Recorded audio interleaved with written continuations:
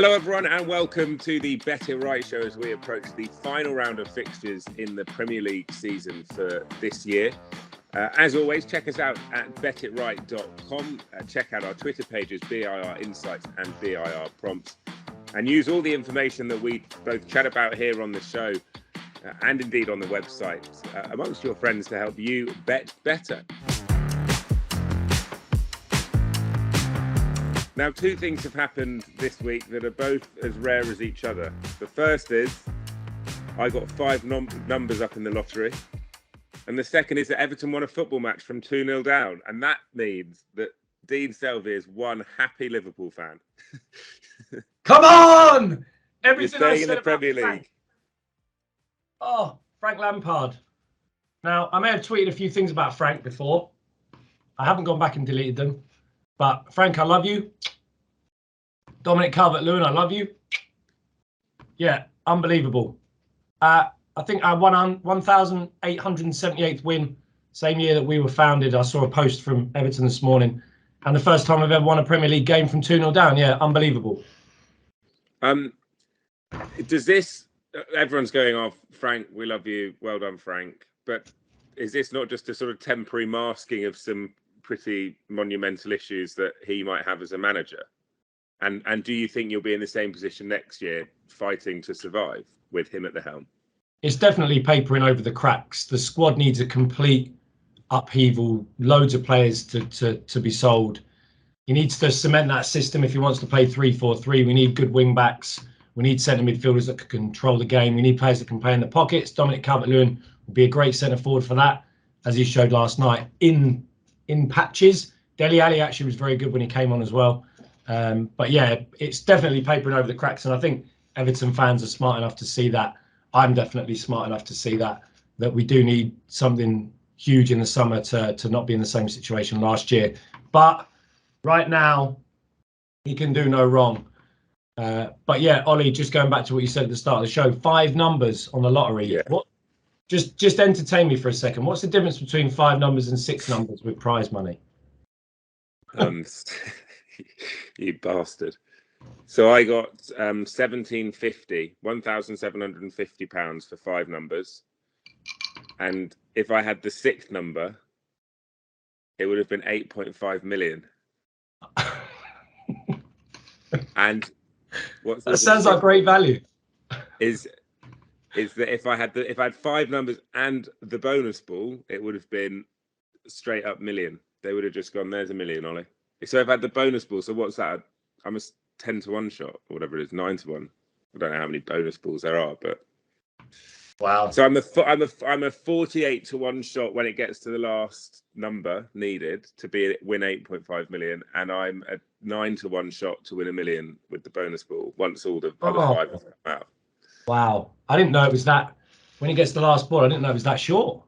Yeah, well, there's only 9. I think there's 9 bonus balls, aren't there? So you're yeah. Ollie Bell. The big question though would be, would you still have done the Bet It Right show today if you were? 100%. Yeah. I would have. The only difference is I would have bought a flat in Spain, so I could have done it next to you, or we could have done it live in person.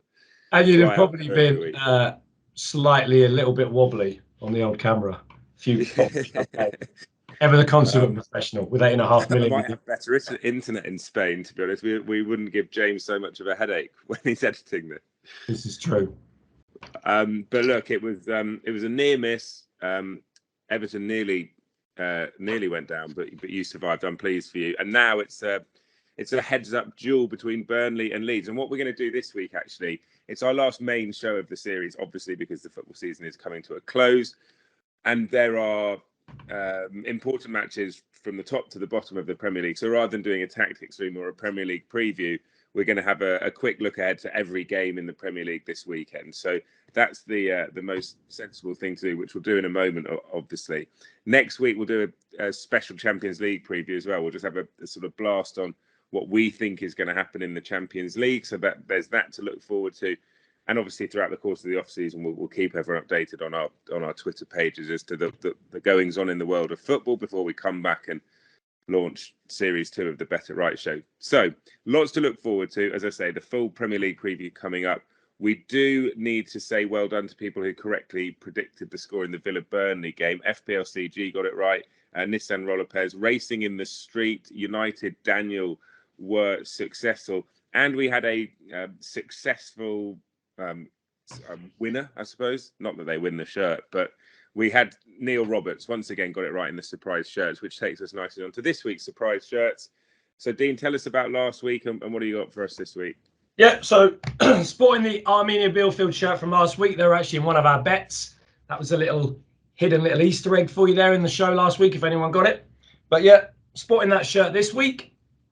Our shirt for this week is one of those shirts where when you look at it, you'll probably jump to the country straight away. But the question is, can you get the club? Ollie, because this is the last day of the season, I put your two favourite shirts up behind me as well. And we should just mention the team on the right are into the playoff final. Oh, they are. Your left, my right, yeah. as I look at it. Yeah, your left.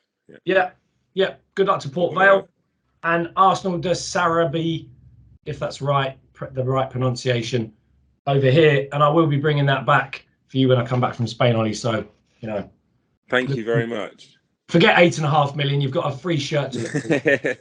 Life is good. All right, so without further ado, let's get on to our shirt for this week. Last week was a bit of Wonder Woman. This week, I am going to channel my inner Eric Cantona. So, ladies and gentlemen, BIR users, fans around the world, here is our shirt from this week. And there we go. Look at this for a shirt. Now, the colours may give the country away, Ollie. What do you think? Yeah, I mean, can I give the country away? No. But it's just a little, maybe there's some people out there that are colourblind. Who knows? But yeah, a classic. This is from 2018. A real kind of old school little collar, a couple of poppers. It's a 2018 shirt. I like Kappa as a sponsor, by the way. I think Kappa's. I'm always a fan of Kappa stuff. Yeah, they do throw out some good stuff every now and again. The old Kappa, it kind of takes you back to being a bit of a teenager. Kind of the old Kappa tracksuit bottoms with nostalgic for me, the poppers. They play in the country's top division. The manager is 36 years old. He's a former Real Madrid and national team player, and his wife is a retired former professional tennis player. Their stadium is the second largest in the country and could once hold over 120,000 fans. It's been restricted to 64,000 now because of the world we live in, where you have to wear a helmet and elbow pads to do anything exciting. But yeah, Bet It Right users, can you guess the shirt? Get over to the Twitter page, post it, get on the YouTube page, post it, and tell me if you can guess the team. You have to wear a helmet and elbow pads if you want to invade a pitch these days. Well, yeah. I mean, that Billy Sharp thing was genuinely one of the worst things I've ever seen. The guy's got 24 weeks, but then Vieira's obviously been in the news because he kicked out a fan who was taunting him. I mean, I'm all for pitch invasions to a certain extent if your team get promoted, but just don't be a dick when you do it. Do you know what I mean? Like some of the stuff you're seeing and hearing is appalling, I think. It's madness. What that guy's thinking, wearing a bright yellow shirt, I know that's not anything to do with it, but if you're gonna, it's obviously in the moment. It's not going to be pre-planned. He's just seen him and thought, well, this is a good idea. And now he's in jail for 24 weeks. Will probably lose his job. I just don't get it. It goes back to the old days of, Brian Clough was around. He would have given him a good old right hook. Mm-hmm. But yeah, crazy. Advocate of violence on the Bet It Right show, by the way. But no, absolutely not. And like last night, when Everton scored their third, I'm there as a fan thinking, yes, we've got momentum now. We're going to win the game. And then the fans decide to run on the pitch and give them 7 minutes injury time. I was just there like, what goes through their heads? Probably not a lot. There we go. Yeah, well, I'm sure. I have no doubt that something will be done that makes it illegal to, I don't know. There'll be some serious fallout, I think, in light of what's happened this week, because this week it's gone to a different level in terms of fan behaviour and things like that. And I'm sure we'll hear plenty of that in the next few weeks. Should we move on to the football this weekend? Then we've got a full list of fixtures to get through in the Premier League. How do you want to do it? Because there's obviously sort of different brackets, isn't there? There's the title decider, there's Champions League qualification, both of which will need some slightly peculiar results in many ways, or certainly go against market expectation if there's to be a difference to what we think is the case. And then obviously you've got the relegation battle as well. So should we start at the top? Yeah, let's start at the top and work our way through, just to give the viewers and the Bet It Right users an idea of why we wanted to do it like this week. Because you're getting into the last day of the season and there's only 2 games that are nothing to play for. 8 games where there is the title, Champions League, Europa / Conference, and then the relegation. The market prices are massively different to what they would normally be. And I'll talk about that. And I'm going to go through each market. So I'll go through the handicap and the totals, a reason on why we should bet either or leave for every game. So why don't we just start at the top with the title? All right. City Villa then is the first game I wanted to talk about. City obviously in first. Villa drew with Burnley last night, Thursday night. How do you see this one going? Yeah, City 1 point ahead, 6 goals ahead, so it's in their favour. The handicap is 2.0 and the totals are 3.25. Now that tells you everything about how the market thinks City are going to try and manage this game. You very rarely get the handicap and totals that close. There could be a little bit of value in the Villa on the plus handicap if City go 1 or 2-0 up and decide to just shut the game off. I do think Villa have enough attacking quality to score, but if it becomes a bit of a procession for City, then that's where the danger comes in on the handicap. Now on the totals, Villa have shown this season that they're a team that like to stay defensive, like to stay organised, regardless of game state. Game last night against Burnley 1-1, technically nothing to play for them. And they don't tend to kind of open up or unravel as some teams. So there could be potential value there for under 3.25. But the danger here is that if City get kind of on a roll and Villa think, well, it's done now, the game could unravel and City could score 3 and 4. I doubt Villa have been in a position where last day of the season they are trying to stop a team from winning the league. You've got the Gerrard versus City element. So for me, I'm very much on the fence here. I'd look at the teams. Villa rested a few last night, Ings, Coutinho. I'd wait and see for teams. I'd see how the market prices change between now and then. Probably one to lead, but maybe value in those markets that I've just discussed. Okay. So very much on the fence there. I'm sure throughout the preview you'll have some strong opinions. We don't need to have a bet in every game, but Liverpool Wolves, is there a bet for you in this one? This is kind of similar to the City game, but the difference here is that the Champions League final is hanging. So as Liverpool against Southampton showed, Klopp is going to rotate, he's going to rest, he's going to kind of target players to play and players that he wants to peak on that night. And the handicap here is 2. The totals, again, are around 3.25. Now, firstly, again, I would say check the teams, see what Klopp is doing. There could be potential value in the Wolves +2 if Liverpool decide to change, but that price will disappear very quickly as soon as any team news is leaked, as it did the other night with Southampton. So just on the team news though, because he's got, I understand when there was like sort of a congested fixture list where you've got 2-3 days turnaround and then you've got semis into Premier League game, but he's got a whole week now, doesn't he? Without, 6 days, isn't it? He does, yeah. Final. Will he not play as full a strength team as? I know Salah might be away, Van Dijk might be away, etc. Would he not have a full lineup? He rested Trent and Andrew Robertson, for example, last match. Will they not come back in? No, I think he can't afford to lose this game, can he? He has to win it. Yeah, they have to win it. But there'll probably be a niggling little thing in his mind thinking, well, City are probably going to beat Villa. And if a couple of key players got injured, they could end up with neither. But I think you're right. You know, he wants to obviously go out and win the game. There could be Villa is something like 15-1 to win that game, which is why the handicap is 2. So I do think it's a game where he'll try and find that balance, maybe start strong, take the top players off after 60 minutes once they're ahead. That's another angle that they could go at, which again then affects the totals and the handicap because you might be over 3.25. They're 2-0 up. You're thinking, we're quids in here. And then they just put the brakes on a little bit like the Villarreal game, see it through, take the best players off, give the younger players a chance. That's where I would wait for the teams in both games and look at how the market prices move. Wolves have been defending really poorly and are very much on holiday mode. So if Liverpool do go hard early, there may be slight value in over 3.25. But again, I'd warn our users to be wary of Liverpool putting the brakes on in preparation for that final. Like you say, it's a week away, but it only takes one stupid tackle.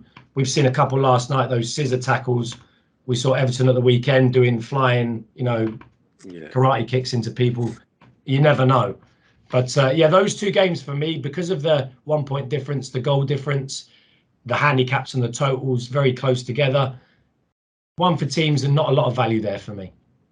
Okay, Champions League qualification, obviously involving the two North London teams, Spurs and Arsenal. Spurs travel to Carrow Road, they're away at Norwich, and Arsenal are at home to Everton, who now don't have anything to worry about. Yeah, whose trip to Las Vegas will be very much on their mind. Norwich against Spurs. It's very hard to see how Arsenal will qualify for the Champions League given the way the fixtures have stacked up there. But what do you make of those games? Yeah, Spurs 2 points ahead, huge goal difference. They only need a point to confirm and go into Norwich, who are obviously now relegated. And it will be peak Spurs, though, wouldn't it? This is peak. This is why Spursy was invented. But coming off the North London derby win, Arsenal's kind of implosion towards the end of the season now, and they were in a good position to obviously take the final spot. Handicap here is 2.0, totals are 3.25, same as the two games we've just talked about. Antonio Conte is a master at seeing games through like this. Did it really well at Inter in specific cup games, in specific league games. So I will see it here that they will just set up to win. He won't go over expansive when they're ahead. He won't go like, all right, let's go and steamroll Norwich. He'll be very, very professional about it, which is why the handicap at 2.0 I think is about right. You can see them going 2-0 up and just saying, okay, this is done. Potential there for them to get over the line, given that it's Norwich, but again, another one that I think is about right. The totals at 3.25, very similar again. You know, are Norwich going to score? Do they have the ability to score? If Spurs score 3, it's one where you look at potential of a double bet and you could see the result landing right in the middle, like the 2 or the 3 goals. So it's like, if you took both, you might lose half on the goal line and win the handicap, or you might get your money back on the handicap and lose your goal money. So again, similar to the first two, very much a game where I think the market's got it about right, potential value in Spurs. Now, Arsenal, Everton, as we've just talked about, Everton are going to be in the pub, right? There's no doubt about it. I know they're professional footballers, but there's probably going to have been a little bit of a party last night. And the price has been moving 1.25, 1.5, depending on what you want to take, close to 1.8, close to 2. The difference, the other difficult thing here is the communication will come through from the Spurs game. Now, Spurs are 3-0 up. What do Arsenal do? Do they continue to play? Do they just sack it off? Do they implode and let Everton just kind of have a great time because they'll just be partying from last night? That's where the handicap for me is a little bit difficult. So I would say leave there. Now, on the goals, 3.0, I do think there could be goals here. Because Everton are in that holiday mode, Arsenal need to win the game. If the result from Spurs comes through and Arsenal are ahead, what happens? Everton might just want to go out and have a great time and play with some complete freedom. So there could be values in over 3 here. But the danger is obviously what's happening in the other game and how that impacts Arsenal. But it is at home. They will want to finish the season positively. The fans aren't going to be that happy with them missing out, especially to Spurs. So there could be a little bit of that, maybe another pitch invasion. But I do think there's potential value in over 3 there if the market holds. Okay, so the Arsenal-Everton game, a potential bet there. And then we've got the Europa League, Conference League, sort of West Ham, United, looking at that sort of positioning in the table. So West Ham go to Brighton, is that right? That's right, yeah. Man U go to Selhurst Park, so they're at Palace, who have had a pretty good season actually under Vieira. Yeah, how do you see these two matches? So West Ham 2 points behind United with a better goal difference, so it's a game that they have to win. The market has this game priced at draw no bet. Brighton nothing to play for. I think Graham Potter's one of those managers where they'll still play their style, they'll still want to finish the season strong, especially at home, having had a very positive season, currently lying in 10th. They were flirting with relegation at one point. But given that West Ham need 3 points to leapfrog United into 6, I think West Ham are good value here at draw no bet. They've got enough in the final third. They've scored a few goals in the last couple of games to get that final third rocking again. So I really think that their value there for draw no bet. The totals I would leave. You're looking at around 2.753 here. I would leave that because if United are losing, then West Ham could just shut up shop and see the game out of 2-0 and you'd be able to win your handicap and you'd lose your goal bet. So I would leave the totals there But yeah, West Ham, good value at draw no bet. Palace versus United. Interestingly, Erik ten Hag has been over at United last couple of weeks, taking training, looking at players in training, interacting with the players. Now, you could look at this two different ways. Firstly, it could be a positive because the players could start to say, okay, all right, the Ten Hag kind of dynasty is starting. We can go into this last game feeling nice and free. But on the other side, he could be in training going, well, that guy's terrible. He's terrible. He's terrible. He's terrible. And it could be kind of a bit frosty with a lot of players thinking, well, I'm probably going to get sold in the summer, or I'm leaving in the summer. Looking at Palace last night, obviously 2-0 up and Everton came back, but that's got a lot to do with the fans and a lot to do with the situation Everton were in. They actually looked pretty good. Rested Conor Gallagher, he came on. The market here is a quarter. So in favour of Palace. Palace plus a quarter, Man U minus a quarter. And I do think there is value here for Palace at plus a quarter on the plus handicap at home. We want to finish the season strong. Man United in this weird Ten Hag hanging around, not really in, not really out situation. A lot of players worried. I do think there is value there for Palace on the plus handicap. The totals are 2.5. I would leave that. Man United final third. Palace, I think 2.5 is about right. I'd leave that there and just go on the Palace handicap bet. And now we move on to the relegation battle, of which Everton are not a part of. I was going to say, the heads-up contest now between Leeds and Burnley. So Leeds are away at Brentford. Brentford versus Leeds. Leeds have to win. And Burnley are at home to Newcastle. So you look at that and you think that Burnley have the better of the fixtures. They're obviously home. It is a must-win for Leeds. It's going to be fascinating because actually, how much do you reckon they'll be getting relayed information about what the other teams are doing? Will they have literally minute-by-minute updates? Because it obviously would change how they approach it, isn't it? Yeah, I think it will. It takes me back. It's a long time ago, but there was the game on the and this is where I show my age, and most of the Better Right users will probably be thinking, well, I wasn't even alive then, or I was, 5 years old. You talk about Mickey Thomas? No, it was when Man United went to West Ham on the last day of the season, and Liverpool played Blackburn at home, and Blackburn won the league. Oh, yeah. And, they've gone there and lost, but then there's that information coming through, and the fans will know, and the fans will let the players know as well. They'll have their ear pods in, and the benches will know, and it's 100% going to be coming through to the players. Now, the Brentford Leeds game, like you said, it's a must-win for Leeds. They must better the result that Burnley get, and Burnley have that much better goal difference. So, a point's not good enough. The handicap is a quarter. I would leave that. Just game state, Brentford at home. I think that's just about right. Leave that. But I do think there's massive value in the overs. Leeds have to win. They can't really defend. Brentford showed against Everton, Christian Eriksen pulling the strings. They're still very much, playing really positive football. It's their last home game in their first season in the Premier League. They will 100% want to go out there and do a really good job. So the market is 2.75. I would make overs there an absolute bet, 100%. Okay. And then Burnley, Newcastle. Now moving over to there, the handicap again is a quarter. I would leave that. Newcastle have obviously looked really, really good.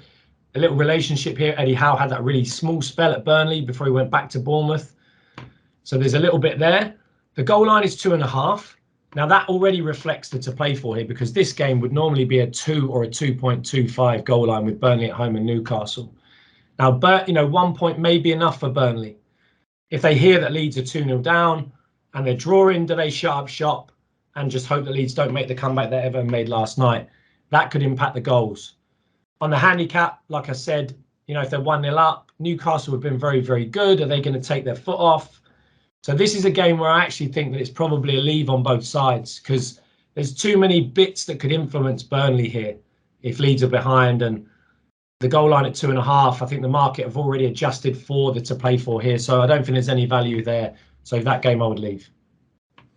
Then there are two games. Good luck to both Leeds and Burnley, actually. Nervous few days for fans of those clubs. And whatever happens, I think Leeds have been a breath of fresh air. But ultimately, and I was speaking to Nick Goff, who does a bit of work with us here at Bet It Right, I don't think Leeds should ever have been in this position. And the reason they are is because they panicked into sacking Bielsa. Bielsa had to work without Cooper, Phillips, and Bamford, and had a poor run of results because essentially the heartbeat of his team, the skeleton, wasn't there. The spine wasn't there. They sacked him, brought in Jesse Marsh, and it's not been any better. It's been worse in many ways. So it's kind of their Bielsa, I think, because Bielsa was so good for Leeds. He was so much a part of everything that they stand for. I think that it's a shame, really. Is my opinion. It is a shame, and it's a little bit like Dyche getting sacked at Burnley in the situation that they're now in. But the thing with Bielsa and Dyche to a certain extent as well, because they're so principled in the way that they play the game, and they're so structured, and the rules around how their players play, the positions that they pick up, the runs that they make, the defensive and attacking transitions, very structured, more for Leeds than Burnley, but Burnley obviously have that very rigid kind of 4-4-2 shape. Because of that, when you take out those key players and you're bringing in players that aren't as good as them, that can't do it as well as them, a lot of managers would then change the shape to adapt around the new players that are in the group and say, well, actually, this shape probably suits this player better. This shape suits this player better, or this system. Whereas Bielsa wouldn't do that. It would still be that full tilt, that maximum intensity, that individual 1v1 defending with players that maybe just couldn't do it. And that's where that flexibility sometimes to say, look, all right, take my medicine. I'll change my shape for a few games, get a bit of rhythm, get us back in it. You know, maybe that's where you kind of die on your sword when you're so principled, like Guardiola in the Champions League, you know, wanting to play out instead of sticking the ball in the corner, and you have that massive success from it, but you're gonna be punished sometimes because of it as well. There are games with nothing to play for. 2 games: Leicester versus Southampton and Chelsea versus Watford. Their seasons are essentially done and dusted. James Maddison's had a good end to the season, good season all round. Actually, he's being talked about as a potential England call-up. He's certainly in the conversation. Perhaps he'll go to the World Cup. What do we make of these games? Leicester Southampton, I'd leave the handicap. You don't know what's going to turn up from Southampton. They've been on the beach for a few weeks. Leicester, very similar kind of up and down with their performances, but what these two teams do guarantee is good attackers and bad defenders. So with the totals at 3.0, I'd say 100% on the overs. I would even be tempted to take the bigger line. So look at 3.5, which is around 2.45, as opposed to taking the 3 and looking to get your money back. I think if you win here, you win big. It'd be a 4-5 goal game. So I'd say take the bigger line there on the overs. The Chelsea versus Watford game. Champions League done for Chelsea with that 1-1 draw last night. That was the point. So that you'd like to think they're now in relaxation mode. They want a little bit of a party atmosphere in what's been a difficult year for the club. Watford relegated, handicap 2.0, similar to the games we talked about earlier. I would leave that. The totals at 3.25. Same, basically the markets put all these games into the same bracket, the City game, the Liverpool game, this game, the Tottenham game, 2 and 3.25. I would check the teams. Could be an open game, given that it's basically just a run around, like we talked about. But Chelsea don't seem to be that open and aggressive. Watford will always concede. I would check the teams there. And if the teams look positive, a few fringe players could play for both teams. I would see value in over 3.25 if the teams are right. Okay, that is a look ahead to the 10 Premier League fixtures that take place on Sunday. What time are the kickoffs? Is it 3? 4 o'clock, I think. 5 o'clock here in Spain, I think. 4 o'clock. 4 o'clock kickoffs. 4 yeah. o'clock. Just as I go on air for the Sunday series on ITV4 at York. Ideal. Won't be able to watch any of it. Just have that little buzzer in your pocket so that you know. Yeah, I know my app. That's the other thing I was thinking. You know, back in the day, probably in '95 or whatever, when Blackburn won it, and everyone's in the stands with their sort of wireless, portable radios, listening in, and that I used to love that. And now everyone's just checking their phone. You don't need that. But I used to love those images of people like sharing it and tuning it. And that was me watching the 1991 FA Cup final between Spurs and Nottingham Forest. With an earpick, with a little portable TV, like an old one with an aerial.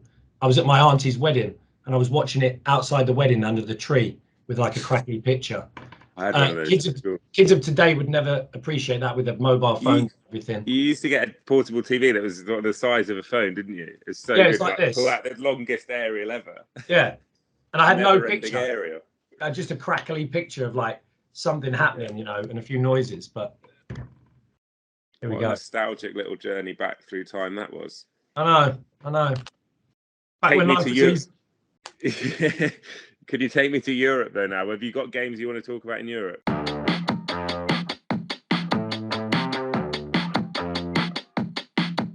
Yeah, I can. Just a very quick swizz around Europe. Little moped trip for the day. Most of the leagues are finished. Ligue 1 last day of the season. I'm going to make a bet against PSG. Nothing to play for. Mbappe's won French Player of the Year for the third season in a row. Did you read about the fact that they've offered him control of sporting operations? Control of the club. It's basically absolutely outrageous, that. It's just bananas. If 1 million a week wasn't enough, you can actually just come in and do what you want. Yeah. That would definitely create the right culture and atmosphere at that club, because that's... I think it's genuinely, like, I couldn't believe it when I read that. And this, you know, this season for them, again, the Champions League failure, the walkover in the league, Neymar performing terribly, Messi a difficult transition season, and Mbappe coming to the end of his contract, going to leave on a free to Real Madrid, and they've offered him $1 million a week to stay, and he's probably going to say no. They're the number 2 attacking team in the league at home. They're the number 1 defensive team, but they are facing a team in Metz that are currently in the relegation playoff spot, and they're tied with St Etienne on 31 points. St Etienne are away against cup winners Nantes, who will probably be still in party mode. So this is a game that Metz need to get a result in. And if you looked at the stats here, you probably wouldn't bet Metz, because they've got the number 1 worst attacking away from home attacking record with only 0.72 goals per game. But here on the handicap, they are plus 2.25. Thinking that they need a result, thinking that PSG will be on holiday, I think that's a good shout for a plus handicap bet. And there is potential equity in taking the over 3.75 line and betting both, because it's very unlikely that you won't win one bet there. So yeah, I think there's good value there in Metz to get a result against the PSG team that just don't really care. Okay, that's in France. Serie A, anything? Yes, Serie A, we've got 8 out of 10 games with something to play for. So similar to the Prem, it's going to be a really, really interesting end of the season with relegation, with European, with the title race still open between Inter Milan and AC. It's very almost a direct replica of the Premier League finish. And much like the Prem, we've got two nothing to play for games. And these are the games that I want to make recommendations for. Firstly, you've got Lazio versus Verona. Immobile may be injured for Lazio, so just look out for that in the teams. They've really struggled to replace him when he hasn't played. Lazio very, very aggressive and open at home. Verona high pressing, a little bit like Bielsa. They come from the Gasperini method where it's a 3-4-2-1 and they want to go individual high press. So the game should be very transitional, very open. So I do think that there will be goals there. And the line is around 3.0. Now, I'm going to talk about the other game first and talk about a few combinations in bets. The second game is Spezia versus Napoli. Big celebration last weekend for Insigne at Napoli, a massive trophy that was actually bigger than him. You see him on the pitch, looking like an under 10, getting a player of the season trophy like this. And just check for rotation in both games, but Napoli will want to finish the season strong. Spezia have finally secured their Serie A position for next season, so they're going to be in holiday and celebration mode. And I think Napoli will want a good final game for Insigne. They beat Genoa last week 3-0 to relegate Genoa. So again, nothing to play for, but the goal line again is 3. Now, if you did a double on over 3 in both games, the odds you would get is 3.43. Now, if you wanted to be a little bit safer, you could go over 2.75 in both for 2.74. Or if you wanted to be really safe, you could go over 2.5. The goal line, remember, is 3 in both. So market expects over 2.5, 3 goals in both, which is 2.36. So depending on, you know, the returns that you want, there's a few options there. The other option is to go for both teams to win, because I do expect Lazio to beat Verona and I do expect Napoli to beat Spezia, and just go straight out, Napoli to win an over 2.5, Lazio to win an over 2.5, put them in a double, and that would be odds of around 4.5. So a few different ways to look at those games in Europe. Okay. I was looking at the outright market, and I think 11-2 about Inter or whatever, 6-1, I think. Because Sassuolo are a team that just they can just. And we've spoken about them every week. Who's that? I've never heard of them. Who are they? They're a team that against. I don't know. They're a frustrating team, because against bad teams they can get beat, and against good teams they can look like they should be competing for the title every week. And if it's if AC draw and Inter win, then because Inter's goal difference is much better, isn't it? Yeah. I don't know. I wouldn't be surprised if Inter pull this out of the bag on the final day of the season. Well, Sassuolo did go to Milan and beat them 3-1 in the return game, and they are a team that thrive playing on the counter-attack when they've got big open spaces. Now, I think Milan might approach the game away at Sassuolo a little bit different, and they may allow them to have possession. They play in a very much a positional structure. It's very much about positions and relationships and no more than 2 and 3 players on vertical and horizontal lines. So it is very, very structured. And Milan are a team that play better on the counter-attack with Rafael Leao. And I'm sure you saw Theo Hernandez's goal last weekend against Atalanta. His 75-yard 1v1. Oh, that was unreal. Can't get in the French squad though. Wasn't there for the Euros. But hey, Luca Digne is better. Said no. But the French squad doesn't have Konate, Camavinga, Edouard. Like they're blessed, that team. Yeah, they are. Those players out. As a left back, if you want an expansive, aggressive left back, one of the best in the world, and he showed that. And yeah, it's for those bet it right users that tend to follow the Prem or the Championship, just tune into Serie A this weekend. What they've done with the games, they haven't got them all at the same time. They've positioned the games together that matter. So Inter and AC kick off at the same time. Salernitana and Cagliari kick off at the same time. So they've staggered the games over the Friday, Saturday, and Sunday, but they've pieced together the games that matter. So it gives you kind of, not just one big moment of excitement all at 4 o'clock. It gives you nice staggered moments of excitement. So another good league to bet on potentially this weekend. Yeah, good stuff. We'll come back next week to do a Champions League preview, if that's all right.